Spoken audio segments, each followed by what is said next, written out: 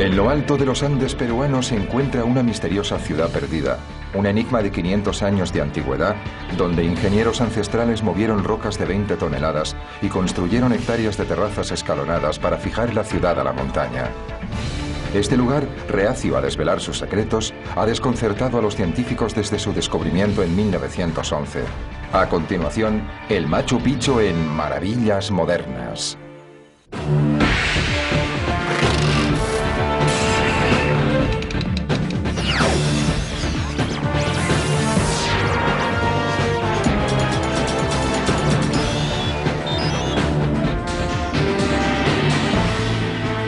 Maravillas Modernas. El Machu Picchu es una misteriosa maravilla encaramada en una meseta de los Andes peruanos a unos 500 metros por encima de un río. Aquí, sin la ayuda de ruedas o de herramientas de hierro, los obreros incas construyeron una ciudad de piedra. Este lugar es el mejor ejemplo de la ingeniería inca. Los arquitectos construyeron más de 600 terrazas para evitar que la ciudad se deslizara por la montaña. Los ingenieros hidráulicos diseñaron un sistema de suministro de agua con una longitud de casi 1 kilómetro. Y los albañiles erigieron templos en los que pueden verse los trabajos de mampostería más impresionantes del Nuevo Mundo. Para los incas, la arquitectura era especialmente importante. Los templos construidos en los alrededores de la ciudad están orientados para captar los rayos del sol naciente. La inclinación de los techos refleja el Huayna Picchu, el monte que emerge tras ellos. Sin embargo, el Machu Picchu ha guardado muy bien sus secretos, ocultando durante más de 400 años su verdadero significado y finalidad. Mediante estudios del diseño, la construcción y las principales características de la ciudad, los científicos están intentando desvelar algunos de sus misterios. Es un lugar muy complejo y, aunque creo que hoy en día sabemos muchas más cosas, todavía queda mucho por descubrir. Así que no creo en absoluto que hayamos solucionado todos los misterios de Machu Picchu. Abandonado en el siglo XVI e invadido por la selva andina, se convirtió en un lugar perdido en el tiempo y fue olvidado incluso por la gente que lo construyó. Intacto durante siglos, Machu Picchu es una ventana al pasado, a través de la cual podemos conocer a quienes lo construyeron, los incas, una antigua civilización que creó el imperio más poderoso de Sudamérica. También nos hace recordar al hombre que seguramente fue el responsable de su abandono, Francisco Pizarro, un conquistador español que invadió Perú y que en última instancia destruyó a la civilización inca.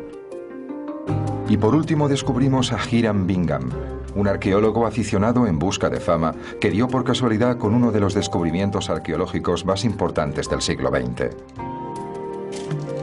La idea de que alguien sin una formación arqueológica pudiera descubrir tanto Machu Picchu como Vilcabamba en una corta expedición de reconocimiento es un logro espectacular. Desde el descubrimiento de Bingham en 1911, los científicos han trabajado para resolver los enigmas de Machu Picchu.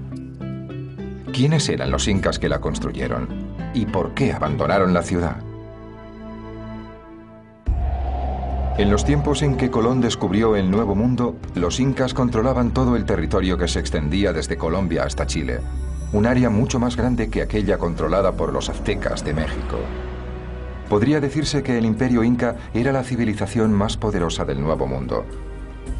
Su dominio en Sudamérica empezó en 1438, cuando Pachacuti, un gran guerrero y líder, llegó al poder.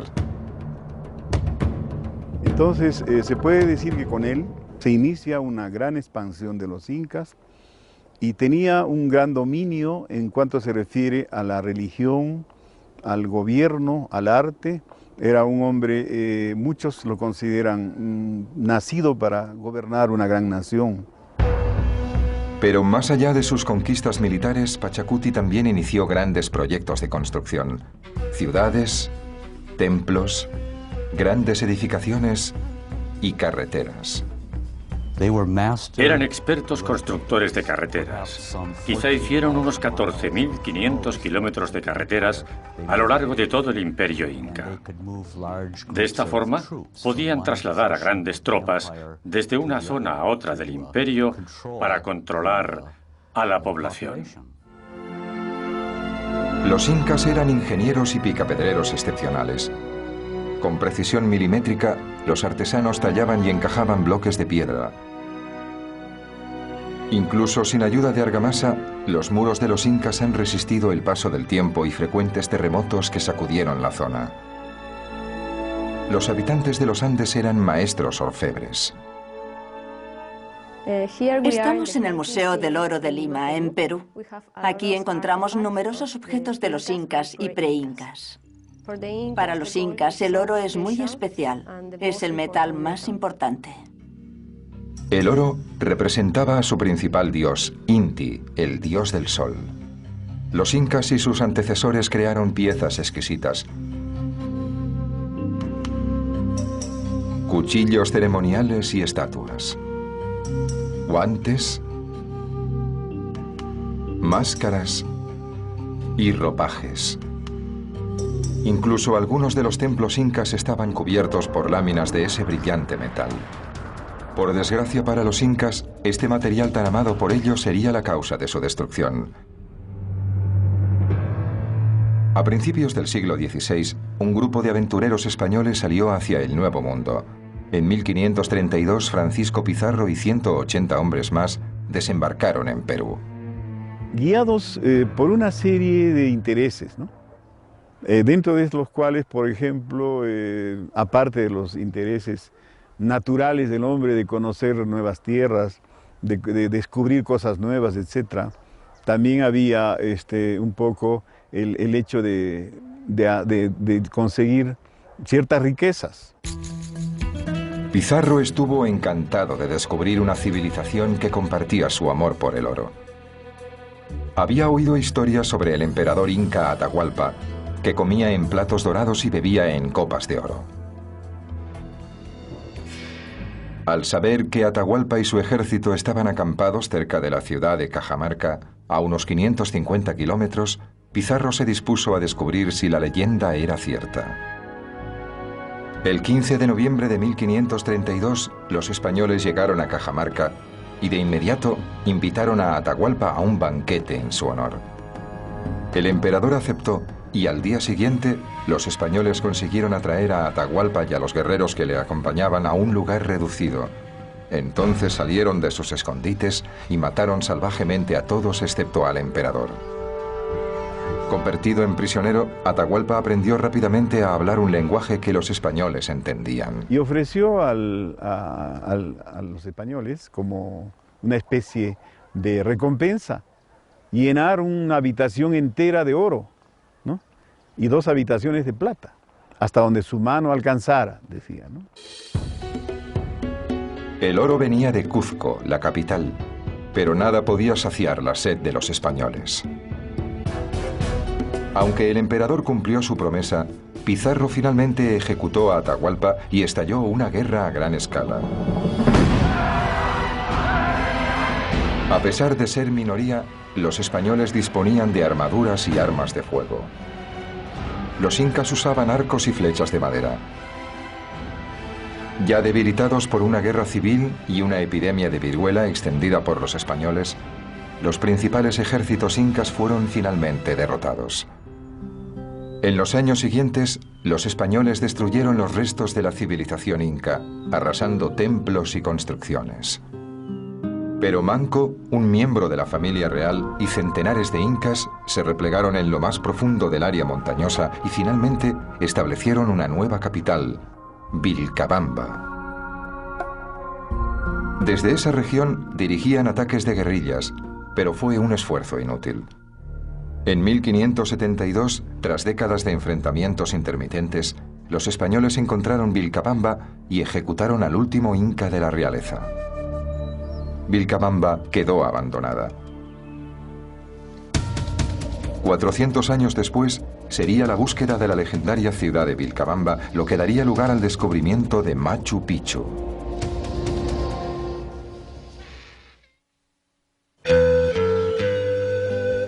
Durante siglos, Machu Picchu estuvo oculta al resto del mundo. Los españoles nunca la encontraron y los diezmados incas que sabían dónde estaba acabaron olvidándola. Pero a principios del siglo XX, un americano en busca de aventuras descubrió el lugar secreto y convirtió a Machu Picchu en las ruinas más famosas de Sudamérica. Hiram Bingham era un explorador, un geógrafo que era profesor de historia de la Universidad de Yale. Durante uno de sus viajes a Sudamérica, empezó a interesarse por los incas. Y una de las cosas sobre los incas que más despertaba su curiosidad era la ubicación de Vilcabamba, que fue la última capital de los incas que, después de ser derrotados por los españoles, intentaron recuperar su territorio. El padre y el abuelo de Bingham fueron famosos misioneros y pensó que tal vez a través de una de sus atrevidas hazañas, él también podría cosechar fama. En 1911, Bingham emprendió una expedición a Perú para buscar la histórica e importante ciudad de Vilcabamba. En julio llegó a Cuzco, la antigua capital inca.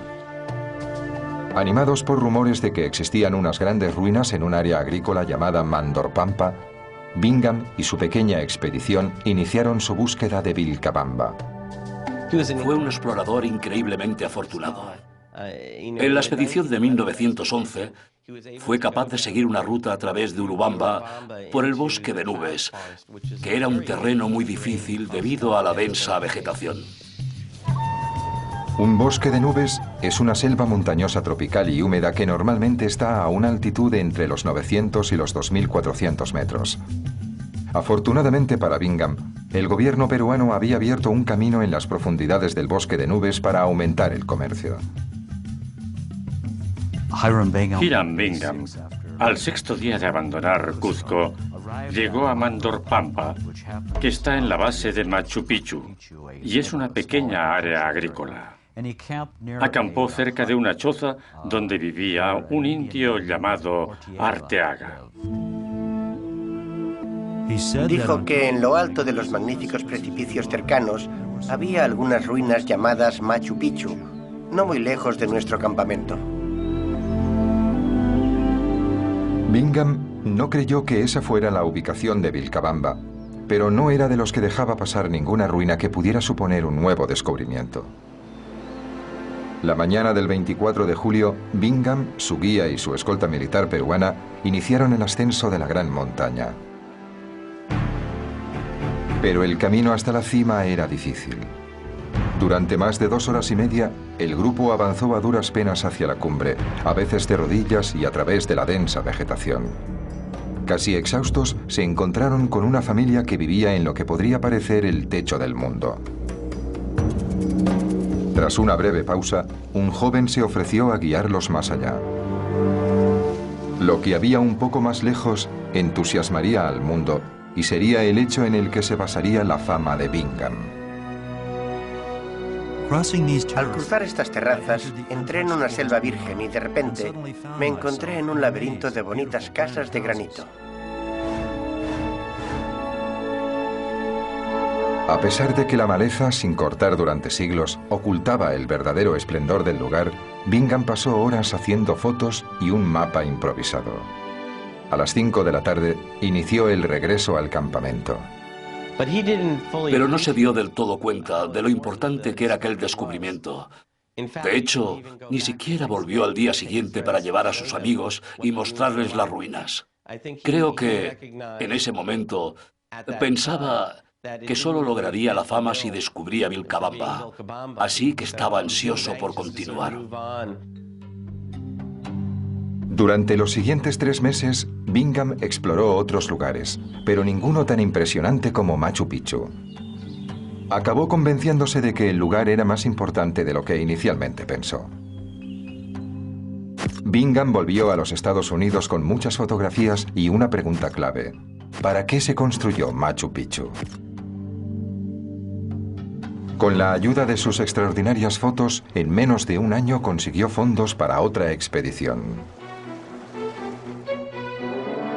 En 1912, Bingham estaba de vuelta en la ciudad perdida, esta vez con docenas de trabajadores, un osteólogo, un geólogo y otros científicos. Sin embargo, Machu Picchu no se mostraba dispuesta a desvelar sus secretos. El primer objetivo del equipo era despejar de maleza el lugar.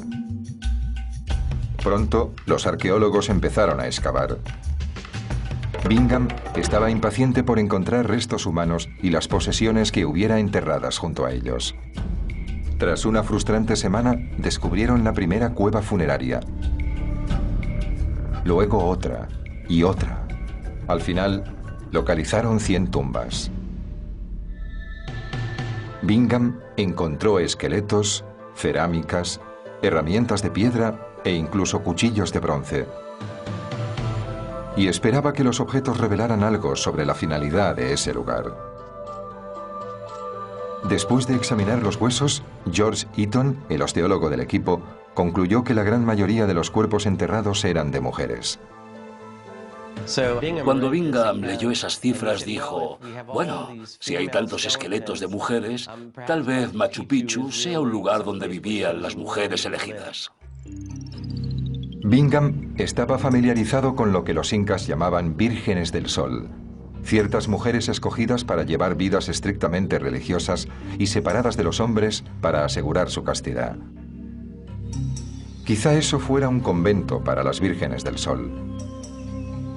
Esa teoría intrigaba a Bingham, pero solo fue una de las muchas que planteó. Este es el Templo de las Tres Ventanas, claramente uno de los más importantes y una de las áreas más sagradas de Machu Picchu.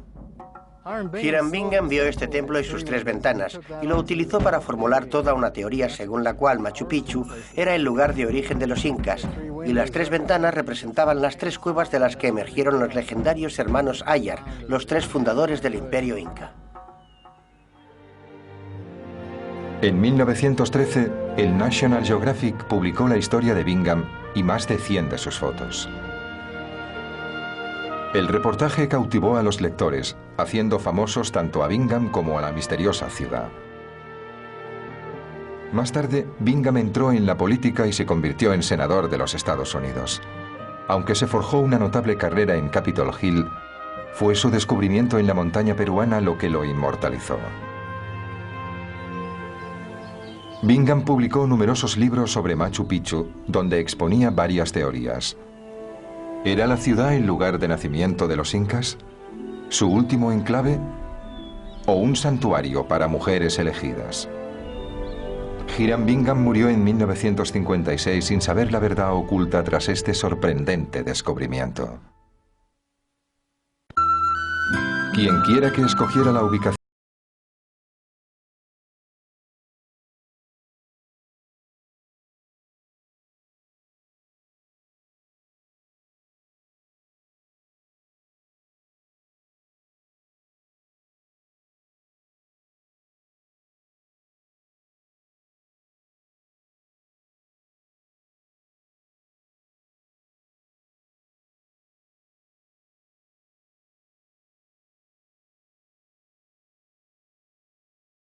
terrazas y erigir las edificaciones. Esto es Machu Picchu como los incas debieron verlo hace 500 años, cuando llegaron aquí desde su capital imperial, Cuzco. Seguramente había techos de paja, pero por lo demás debía de tener este aspecto. La ciudad cuenta con más de 600 terrazas, unas 170 edificaciones, miles de escalones, varios templos y 16 fuentes.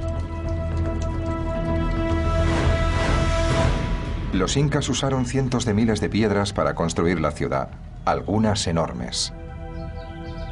Afortunadamente, no tenían que ir muy lejos para encontrar los materiales de construcción.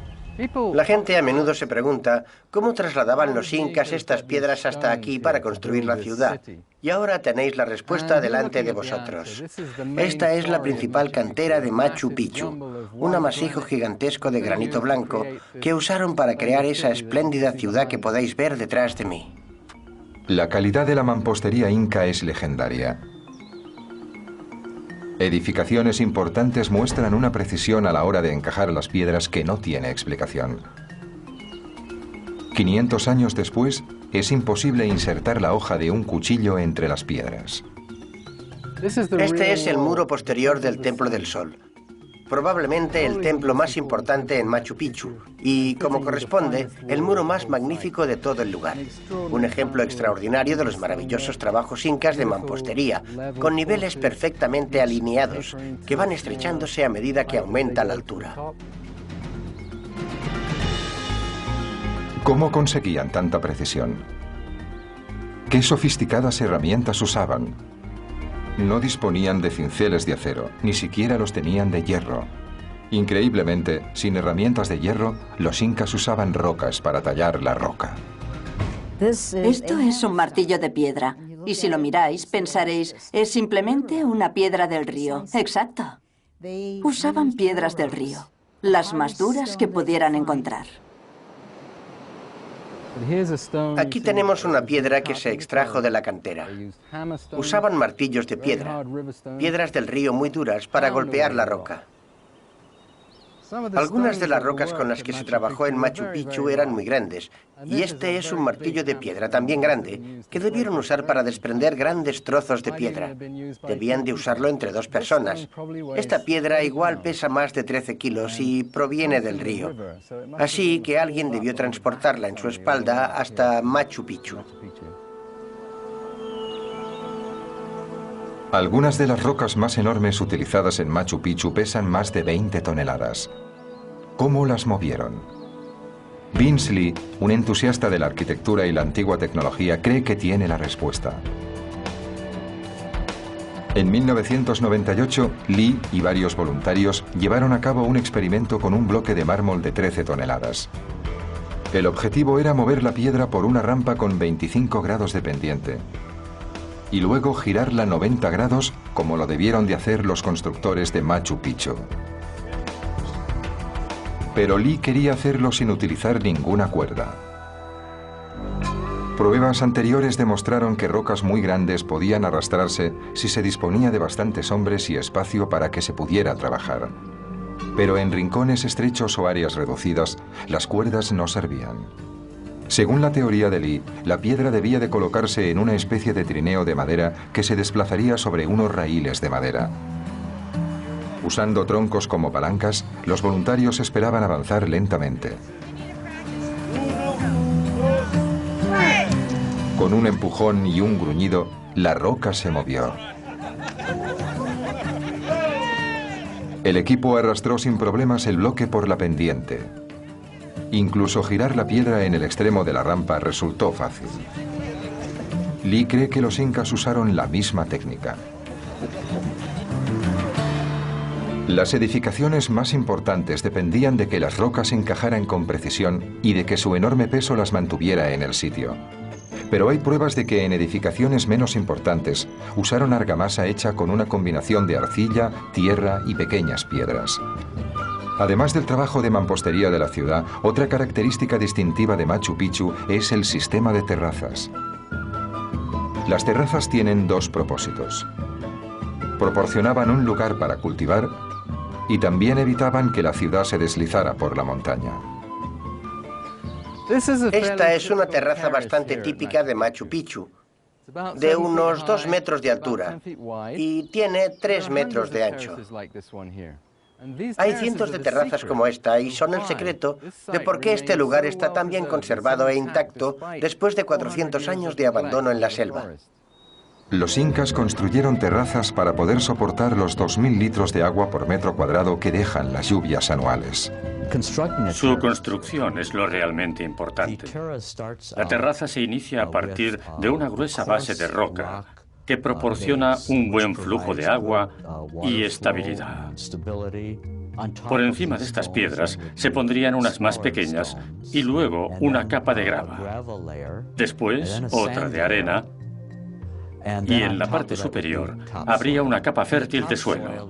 Esta última tiene un grosor de unos 90 centímetros y se compone de tierra fértil que se trae a propósito y se coloca artificialmente para crear una terraza donde se pueda cultivar. Lo más probable es que este suelo fértil se hubiera transportado desde las tierras que rodean al río, a 500 metros por debajo, cesta a cesta. La construcción estratificada permitía que el agua de lluvia se filtrara suavemente a través de las terrazas. Hasta hace poco, los científicos solo especulaban sobre el tipo de cultivo que debía haberse sembrado para alimentar a la población de la ciudad. Pero a mediados de los 90, a través de muestras de suelo, se demostró que el maíz era el principal cultivo en Machu Picchu, junto a las patatas e incluso los aguacates. En total, Machu Picchu tenía casi 5 hectáreas de tierra en terrazas donde se cultivaba. El hecho de conocer el tipo de alimentos de cultivo y la cantidad de tierra disponible dio lugar a un interesante descubrimiento. Lo que descubrimos es que las terrazas de Machu Picchu no pudieron suministrar los nutrientes adecuados para más de 55 personas. Eso significaba que debía importarse comida. Los científicos calculan que en Machu Picchu vivían de 300 a 750 personas. Pero, ¿de dónde venía la comida? 500 metros más abajo está el gran valle del río Urubamba. Y sabemos que en ese amplio valle también se cultivaba. Las terrazas más bien actuaban de sujeción para Machu Picchu y ayudaban a que la ciudad quedara anclada en la montaña. Sin ellas, las edificaciones se hubieran derrumbado hace mucho tiempo. El enorme esfuerzo de construcción simplemente demuestra lo importante que era la persona que lo construyó. ¿Quién tenía los recursos? ¿Quién construyó Machu Picchu? Desde los cimientos hasta las fuentes, desde las terrazas a los templos, Machu Picchu fue un espectacular logro de ingeniería. Pero antes de empezar su construcción, alguien tuvo que diseñarlo. Quizá los arquitectos sean anónimos, pero su plan revela sus secretos. La ciudad está dividida en un sector agrícola y otro urbano. El sector urbano, que cubre 2 hectáreas, está además dividido en 2 áreas, separadas por una gran plaza. Actualmente, el sector occidental de Machu Picchu es el de los templos más importantes y la zona residencial de los incas. La zona oriental estaba destinada a los sacerdotes y familias que venían de visita, pero ahí también estaban situados los talleres. Los arquitectos incas diseñaron Machu Picchu para que estuviera en simbiosis con la naturaleza y muchos rasgos resaltan el paisaje. Esta es la puerta de entrada principal a la ciudad de Machu Picchu. Y como podéis ver, encuadra perfectamente la montaña de Huayna Picchu. Esto no es una casualidad. En Machu Picchu, la naturaleza hablaba y los incas escuchaban. Los incas veneraban la naturaleza. Ellos adoraban lo que denominaban huacas, rocas, arroyos, manantiales. La tierra estaba llena de un poder sagrado. Así que podemos imaginarnos que en Machu Picchu encontraron un lugar que estaba especialmente lleno de poder sagrado, por lo que podríamos decir que toda el área era un huaca.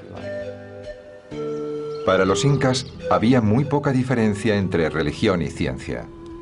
Debido a que no dejaron documentos escritos, no sabemos exactamente para qué usaban los incas ciertas edificaciones. Pero los científicos especulan si algunas de ellas tenían una función religiosa y utilitaria al mismo tiempo. El primer lugar al que se lleva a los turistas es el Templo del Sol. Es un lugar muy especial porque fue construido alrededor y encima de una roca enorme. Esta edificación, que es circular, rodea a la roca y la protege porque la roca es lo sagrado. Es un huaca o altar. Y ese huaca en particular tiene una ventana oriental. Y en un día específico del año, en el solsticio de invierno, la luz del sol entra por esa ventana y los rayos de luz dividen por la mitad la roca o el huaca. Es un observatorio solar. Según la posición del sol, los incas podían determinar cuándo debían sembrar. Parece ser que otro templo aseguraba que el sol no desapareciera por completo más allá del horizonte, para no volver a elevarse más. Esto es el famoso Intihuatana, el lugar del sol. Esta palabra es un nombre moderno que se ha inventado para describir este tipo de roca. Se cree que todos los enclaves incas más importantes tienen una de estas, pero ninguna de ellas perduró. Fueron destruidas por los invasores españoles. Se especulaba sobre si los incas llevaban a cabo aquí ceremonias en las que amarraban de manera ritual al sol, en este lugar, para evitar que se moviera más allá del horizonte en el momento del solsticio de invierno. Pero, por supuesto, esto todavía son especulaciones. En realidad no sabemos para qué se usaba esta piedra, y es otro de los misterios de Machu Picchu. Los incas veneraban a las montañas y a los espíritus que habitaban en ellas. Incluso los tallaban en efigies. A esta parte se la conoce como la Plaza Sagrada. Se caracteriza por esta tremenda roca que se encuentra detrás de mí, que ha sido tallada para perfilar el horizonte y la montaña. Creo que este es el tipo de lugar donde los oradores debían de dirigirse a las gentes aquí congregadas.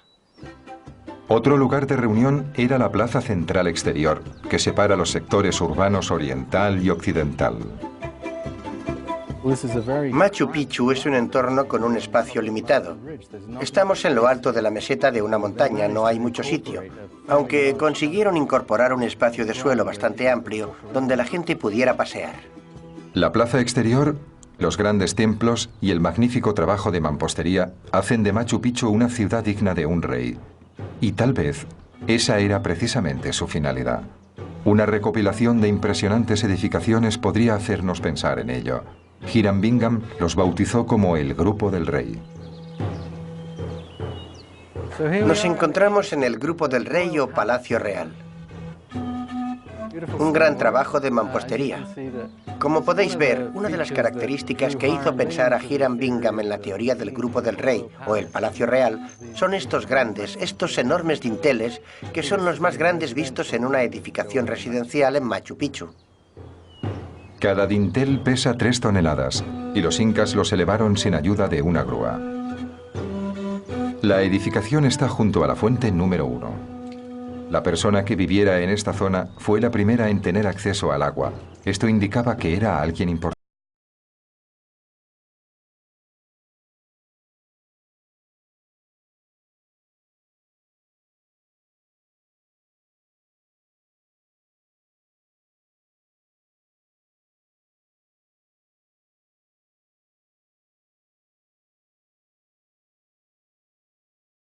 El agua corriente imitaba el rugido del río sagrado Urubamba.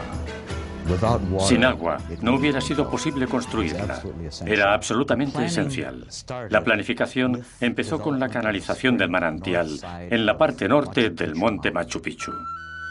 Desde el manantial, un canal hecho de piedra de unos 800 metros de longitud conducía el agua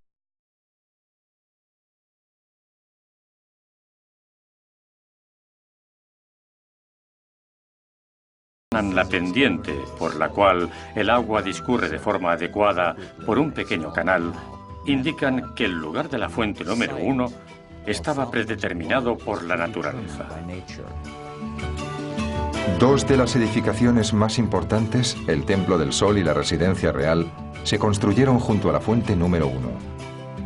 Por lo tanto, el trazado de esta ciudad estaba parcialmente determinado por la ubicación y elevación del manantial. El sofisticado sistema hidráulico no solo es un legado de la genialidad de los ingenieros incas, también ayuda a responder preguntas sobre la gente que allí vivía. A finales de los 80, tras 80 años de especulaciones, los misterios de Machu Picchu estaban a punto de descubrirse. Desde que Hiram Bingham la descubrió en 1911, el lugar había estado envuelto en el misterio, pero Bingham barajaba varias teorías que sostuvo durante décadas. ¿Era Machu Picchu el lugar de nacimiento de los incas? ¿O era Vilcabamba el último refugio inca lejos de los españoles? ¿O podría ser un centro sagrado para las vírgenes del sol? En los últimos 20 años, un dedicado grupo de científicos ha trabajado para encontrar respuestas. Hoy en día, la nube de misterio que envuelve Machu Picchu empieza a disiparse. En 1983, Richard Burger y Lucy Salazar, antropólogos de la Universidad de Yale, volvieron a examinar los objetos de las expediciones de Hiram Bingham. Los objetos, la mayoría de los cuales habían estado guardados durante 80 años en el sótano del Museo de Historia Natural Peabody de la Universidad de Yale, empezaron a desvelar información sorprendente sobre Machu Picchu. Por ejemplo, aquí lo que vemos es un tarro con dos asas verticales. Este tarro en particular pertenece a un grupo llamado Collas. Este grupo étnico fue conquistado por los incas y enviado a Machu Picchu. Eran muy famosos por su habilidad en la mampostería. Seguramente fueron ellos los que construyeron Machu Picchu. Los Collas eran anteriores a los incas y mejores constructores. Antes de ser conquistados, controlaban el lago Titicaca, en la frontera entre Perú y Bolivia. Al observar los materiales, objetos y herramientas, llegamos a la conclusión de que estas personas eran artesanos especializados procedentes de una parte diferente del imperio. ¿Construyeron los Collas esta ciudad para que fuera el último refugio de los incas, la legendaria Vilcabamba? A principios de los 60, el aventurero estadounidense Jean Savoy respondió a esto con un no rotundo. Savoy identificó correctamente la verdadera Vilcabamba con un lugar llamado Espíritu Pampa o Valle de los Espíritus, a 80 kilómetros al noroeste de Machu Picchu, al seguir la misma ruta de la expedición de Bingham en 1911. Irónicamente, Bingham había encontrado Vilcabamba en 1911, pero no se dio cuenta.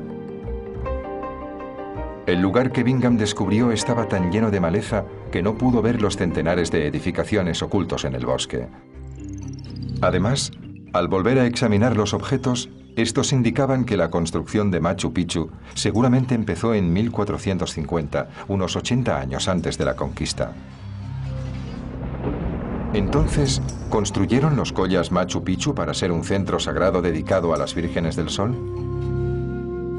Con modernas herramientas forenses y 20 años de experiencia práctica, el antropólogo forense John Verano acabó con el mito cuando volvió a examinar los esqueletos descubiertos por Bingham. De hecho, descubrió que había hombres y mujeres y que muchas de las mujeres habían tenido hijos, por lo que ya no encajaba con el mito. Entonces, ¿qué era Machu Picchu? Durante siglos, la respuesta permaneció enterrada en un archivo de Cuzco. A finales de los 80, el antropólogo de Berkeley, John Rowe, analizaba documentos del siglo XVI cuando descubrió un grupo de documentos legales que hacían referencia a un refugio real llamado Picchu. Si se compara con los enclaves conocidos, el refugio llamado Picchu parecía referirse a Machu Picchu. Ese documento explica que aquellas tierras que rodean el lugar llamado Picchu pertenecían al linaje de Pachacuti, el más grande de todos los emperadores incas. Estos eran documentos que se habían generado a partir de un caso legal en el que los descendientes de Pachacuti exigían la devolución de las tierras que les pertenecían. La teoría tenía sentido. Un refugio real construido para Pachacuti. Nuevas pruebas sugerían que la construcción empezó durante su reinado. Pachacuti realmente creó el imperio inca. Disponía del poder necesario para atraer a los mayores talentos de la época y a un número ilimitado de trabajadores para crear una obra maestra, esculpir la montaña y crear algunos de los trabajos arquitectónicos más magníficos que el mundo haya visto nunca. Los documentos legales y otros hechos convencieron a Rowe de que Machu Picchu era un refugio o un palacio real. El lugar estaba a varios días andando desde Cuzco y se sabía que los emperadores poseían propiedades reales. A una altura de unos 2.400 metros, Machu Picchu definitivamente es la ciudad en las nubes. Pero sorprendentemente está a 900 metros por debajo de Cuzco, que se encuentra a unos 3.300 metros de altura. Pachacuti podría haber escapado de los fríos inviernos en Cuzco viajando a Machu Picchu, donde el tiempo debía ser más cálido. La nueva descripción de Machu Picchu como un refugio real no reduce sus cualidades místicas.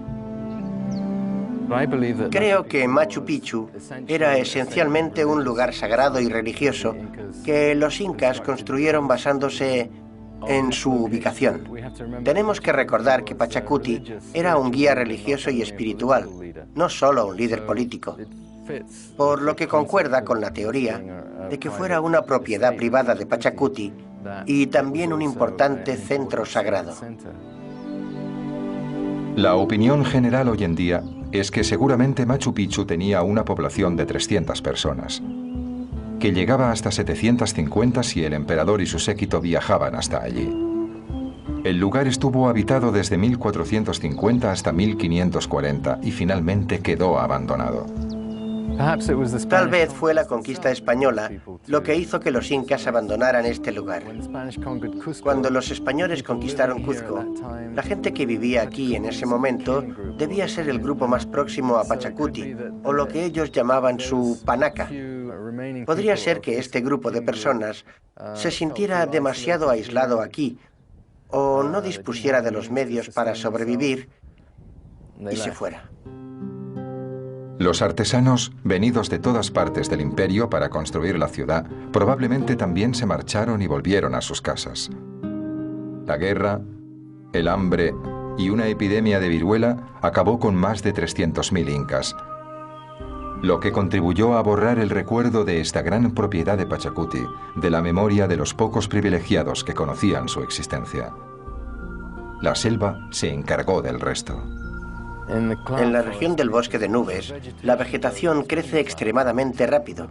La gente que cuida hoy en día de Machu Picchu lucha constantemente para que las terrazas estén despejadas de vegetación.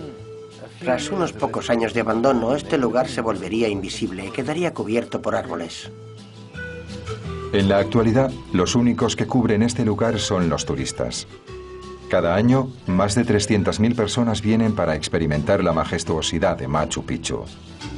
El sobrecogimiento que la gente siente cuando visita Machu Picchu representa de alguna forma su reconocimiento a la antigua cultura peruana. Machu Picchu es uno de los últimos vínculos que han sobrevivido de una gran civilización vencida. Su gente surge de la niebla y nos guía hacia una mejor comprensión de quiénes eran a través de la increíble tecnología. Machu Picchu era un símbolo del poder de un emperador y un puente sagrado entre la humanidad y la naturaleza. La ciencia y la investigación moderna han contestado muchas de las preguntas que nos han intrigado a todos durante cerca de 100 años, desde que Machu Picchu fue descubierto, y sin embargo sigue siendo un lugar misterioso. Todavía nos preguntamos por qué los incas estaban tan preparados y pudieron llegar a construir esta ciudad en un lugar tan remoto. No conocemos las respuestas a todas las preguntas. Machu Picchu todavía es en parte un misterio y tal vez siempre lo será.